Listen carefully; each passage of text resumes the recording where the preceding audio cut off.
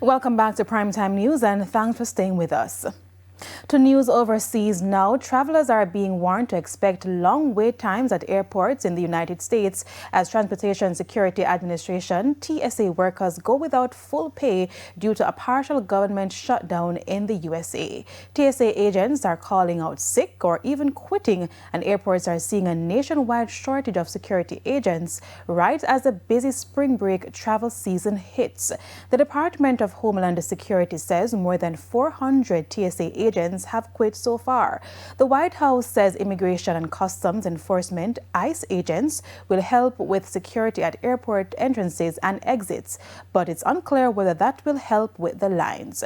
This weekend, the Trump administration announced a plan to send Immigration and Customs Enforcement agents to airports starting Monday if Congress doesn't reach a deal to end the shutdown.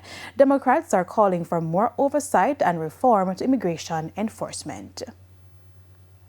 And the Primetime News package continues with sports right after this break.